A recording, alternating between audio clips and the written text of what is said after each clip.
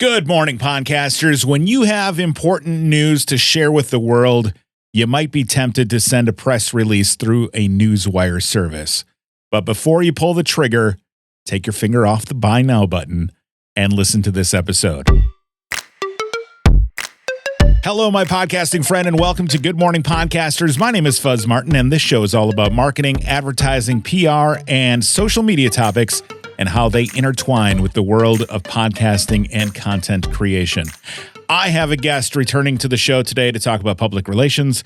Welcome to the show, Epic Creative's content director and head of the public relations department, Scott Covelli. What's up, Scott? Hey, Fuzz. Thanks for having me back. It must not have been a train wreck the first time. No, it was not a train wreck. It was just okay. Oh, I mean, it was great. It was great. It was good enough. It was. You're a warm body. No, I'm kidding. You are more than a warm body to me, Scott. You are an expert in your field, and I appreciate you and your knowledge that you bring to the show. Well, I'm feeling the love, Fuzz, and we're recording this on Valentine's Day, so Yeah. I appreciate the love. Yeah, thanks for the candies, by the way. I appreciate that. Mm-hmm. So, Scott, a few months ago, a person that I respect in the podcasting industry had some big news to announce, and he came to me asking for help with a press release. So as a favor, I helped him craft the press release. I helped him develop a list of the people to whom he should be sending the release and told him how to do it. So he sent the email to them. It worked. He got picked up in a number of those places. Not all the places, because that's how sometimes PR works, but he got picked up. But then apparently that wasn't good enough, because I found out that he then went and spent about $450 sending this news out via a Newswire service or a wire release service. Mm-hmm. And my response to him was, dude, in capital letters with the interrobang, which is the exclamation yes. point with the... Love a good interrobang. Yeah. So I like the standard like exclamation point and then question mark, not the intertwined one, but I wish they would do it like in the cartoons where you could and I guess you can just italicize it. Yeah. But like in the cartoons where it goes above the other words, it's bigger. Oh, yeah, yeah. So it's like, it's got some character to it. exactly. Mhm. Yeah. So with full interrobang, you were like, dude. I'm like, dude, why'd you go and spend $450? And his response was, look at all these places I got picked up. And they were all garbage places, like a place way in the depths of CNN's website somewhere that nobody will ever find it ever. So yeah. Did he ever look at the link that, it's like on Yahoo Finance or something, and then the link is this Frankenstein's monster of a link that no one's ever going to find? Yes. And then if you go to view source and you see that all the links to his website have a no follow on them because they weren't going to just give up that SEO juice for free. Yeah, exactly. So yeah, we're getting ahead of ourselves. We are getting way ahead of ourselves. So, but we've seen this before with our clients here at Epic. Before we go too far, could you please explain to the good listeners of Good Morning Podcasters what the difference is between a press release and a wire release? Yes. So the wire, or a Newswire, is a service kind of like a news feed, a Twitter timeline, if you will, of news stories, of press releases that have been put out on the wire. I'm using air quotes, but you'll hear that. Your listeners will probably have heard that before. And all that is it's a place where news publications, websites subscribe to wires, and then they have people. So they have people that go and just comb through the wire to find things to pull off and to put on their website or in their magazine, newspaper. Sure. But some of them now are just kind of algorithms that grab stuff. And that's part of the problem, is it's kind of bots that are just grabbing stuff off the wire willy-nilly and throwing it on the back end of their sites for SEO or for, just for content. Clout, yeah. Exactly. Yeah. Just to get content out there. But to simplify it, it's a news feed that you pay to put your press release out on. It's on we'll call it like a Twitter timeline, right? Yep. And then publications who subscribe to that wire see it, pull it off, and then publish it. Yes. Usually, almost always verbatim. Correct. They just grab it, copy and paste onto their website, and then hit publish. Unless it's a really big news article, like if you're, I guess some examples would be if you are a publicly traded company and you announce some earnings, it'll typically go out onto like a financial newswire, Right. And then if you're CNN Money, you might see that and go, that's so money. No, you might see that and say, oh, this is big news. We're going to write an actual story about that.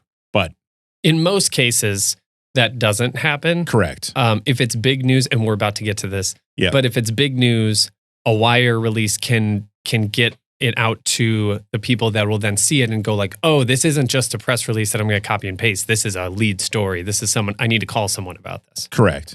Just to set the table for some of the listeners in terms of who, which services these are, so you can kind of look out for them. It's like PR Newswire, PR Web, MarketWire, Business Wire. And then there are a number of, I'd say, budget versions, which aren't really all that budget. In fact, they might even be worse for the distribution. But because you're probably going to get less options as far as targeting, and people who subscribe to those wires too, you might not get the placements that you're looking for. Exactly. So like 24/7 press release. I looked these up. 24/7 press release is one of them. E-releases is one I've seen before. EIN, Newswire. Send to press. So send and then the number 2 press. PR Underground and PR Log. So those are just some of the other kind of Newswire things. And all of them, their business model is not great public relations work. Their business model is essentially you paying to play. It is you paying to play. Right. And hopefully somebody's going to see it. Well, and therein lies the strategy. I might be jumping ahead, but I think the thing you have to ask yourself when you're trying to determine where am I going to put this news out there is, where do you want this to land? Who do you want to read this?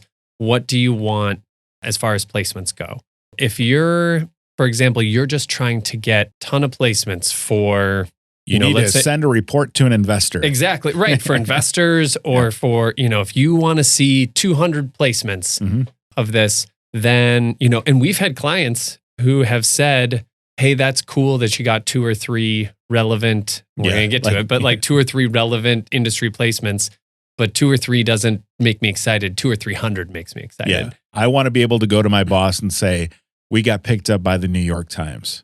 And that's really what it comes down to. Right.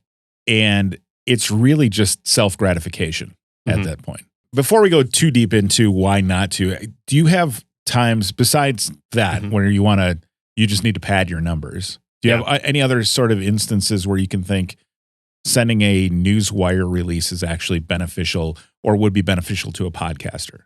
So I think if it's a wide audience, if it's a national audience, if it's big news, I think a wire release is great. It gets more traction. It gets, we've sent wire releases for our clients where they get phone calls from editors and say, hey, I saw your stuff come through the wire. So it isn't just empty calories. Right. It isn't just junk food. It does work.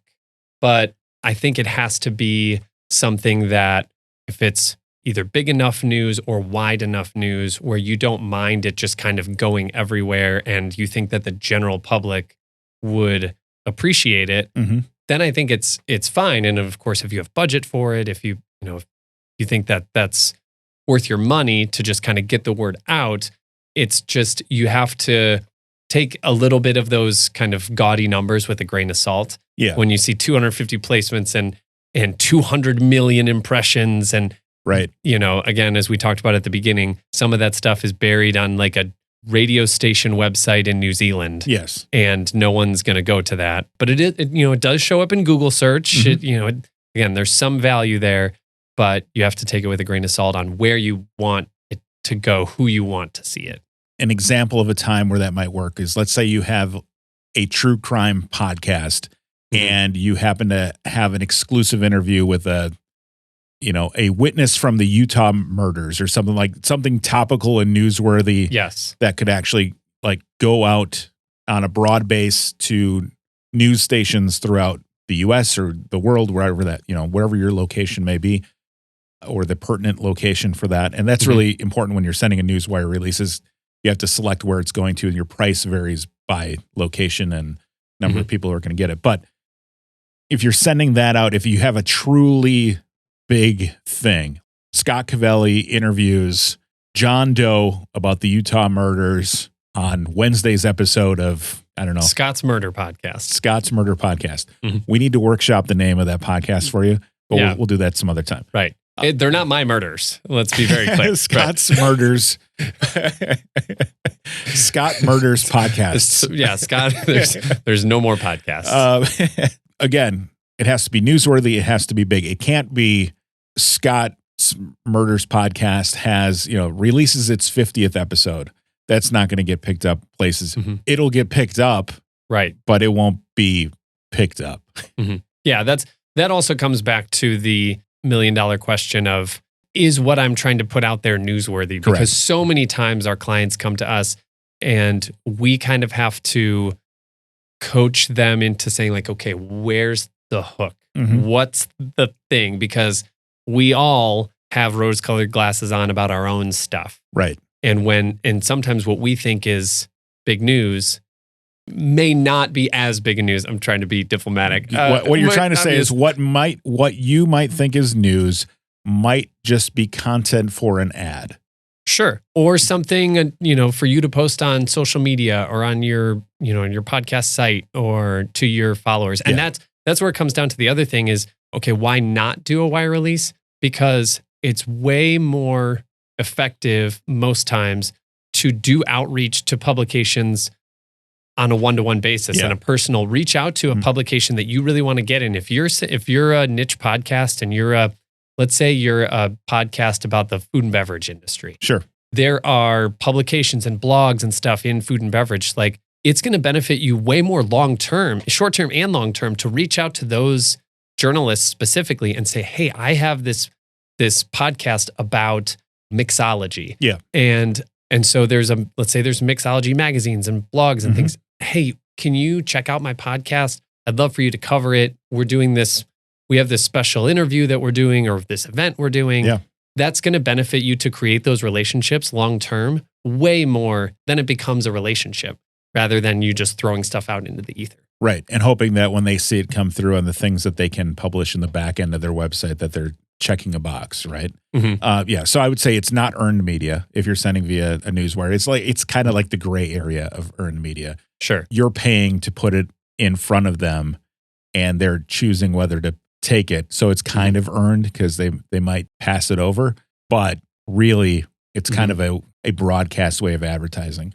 You'd likely be better off spending the money, and we'll talk about pricing here in a moment, but you'd probably be better off spending some of that money promoting your news on social media or something like that. You might get more beneficial impressions from that than sending it out on a news release. I would say in general, that's true. Yeah. Yeah. And then I touched on this earlier, but one of the other downfalls of this is a lot of times on a lot of sites, they put robots no follow on the links or rel no follow, however that's done in the code, so that you're not stealing their, stealing SEO juice from them by buying a wire release. And also, speaking of SEO, a lot of times when you put out a Newswire release, you're thinking, oh, I get 200 placements. Does that mean when I Google the headline of my press release that I sent out on the wire that there's going to come up with 200 search results? No, a lot of times, and so on PR Newswire, what we use, that all just gets kind of compressed into just the PR Newswire story on prnewswire.com. Yes, exactly. It doesn't show 200 placements in Google. It kind of gets squashed. Yeah, it might say many results like this, and you have to click a link, and nobody's doing that. Right. So in some cases, that news, depending on how new you are and things like that, that Newswire release might show up above your own website if you have a podcast, in which case now you're competing with other things. Against yourself. Exactly. So what do Newswire releases typically cost? So for us, I know you gave the example of about $450. So there's some things it depends on. Oftentimes depends on the word count, how long the release is, if you include an image or a logo in it or not. There's some other kind of targeting things you can do on PR Newswire that we use. You can target sometimes based on different industries, which I would recommend doing if you're going to do it. Yeah. Automotive, food and beverage, health, and kind of the bigger things. Exactly. Yeah. And so all those factor in. It's an a la carte thing. When you buy a release, you add truffle fries and it's an extra $2, right? Yeah. So, but I would say when we normally send out a wire release, it's between $1,200 to $2,000 when we do it for our clients. I know like you said, there are some budget options that might be more in the in the 3 digits. Yes, exactly. It's kind of like Spirit Airlines, Mhm. where it's like, oh, I'm going to get this wire release for $60. Well, you only get 100 words or And no image. yes. And no targeting. Right, exactly. And so when you go and on the budget places, when you put that in, it's still probably only going to be 3-digit number, but it is going to be a high 3 digits, and you're not going to be getting any real results from that. Another example, and I don't know if it's on PR Web or PR Newswire, I think it might be all of them. When you buy an image, so you have to pay for your logo, you have to pay to have your photo in there as well. And then you have to look out because sometimes written in their contract, they will charge you every year to keep that image hosted. And so you forget about it, and all of a sudden you've got a $400 charge on your credit card because of an image somewhere on the back end of a website that nobody has seen in 11 and a half months. So then if you're listening to this and you're hearing this a la carte menu and I have to pay an extra $300 to get an image in my press release, that sounds like a racket. It sometimes is. Yeah. So that's something you just need to be really careful about. And I would say, as an overarching recommendation, just do your homework, really think about your strategy. Who do you want this to go to? And I would argue in most cases, reaching out to 5 to 10 journalists in your industry, blogs or whoever that are just going to actually have a connection with you and tell your story. 5 or 10 of those is way more worth your time than 50 to 100 placements that people are never going to make that connection from seeing it online to going to your podcast, to downloading it, to listening.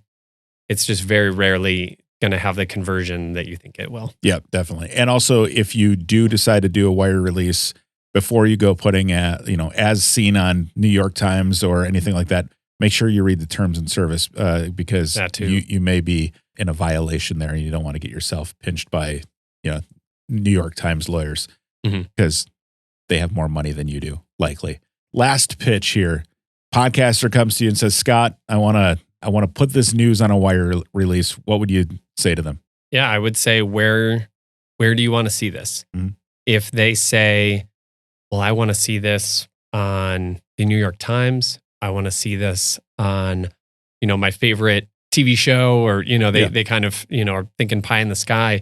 There are ways where you can go online and you can find the email address to the assignment editor at the New York Times. Right. And if your story is big enough where you think that the New York Times is going to cover it, I say just pick up the phone and call them. Yeah. I would say it's the human connection doesn't just benefit you in picking up the phone or sending an email or whatever. And I know sometimes you're not going to get the big fish. You're just not. Sometimes you have to be realistic. But that connection, I can't stress enough, will not just help you with this announcement that you're doing today, but you're going to get to know that editor, or you're going to get to know that blogger. And the next time, heck, they might reach out to you and say, hey, what do you have going on your podcast? And then it becomes a two-way street. Right. Someone asks me, I'm not going to say, hey, don't do it under any circumstances. That's not what this, correct. That's not what Fuzz and I are saying.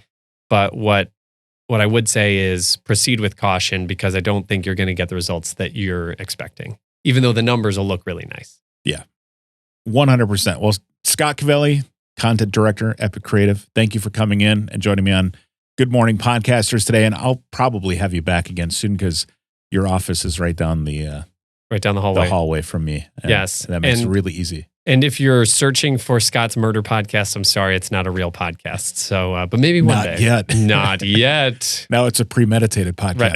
Right. Yes, it's a Minority Report, right? It's premeditated. Exactly. All right. Thanks again, Scott, for joining me on Good Morning Podcasters. That'll do it for today's show. While you're here and listening already, please do me a favor and click the follow button in your podcast player. You can find all the episodes at goodmorningpod.com. New episodes every Monday, Wednesday, and Thursday. And with that, I'll talk to you tomorrow right here on Good Morning Podcasters.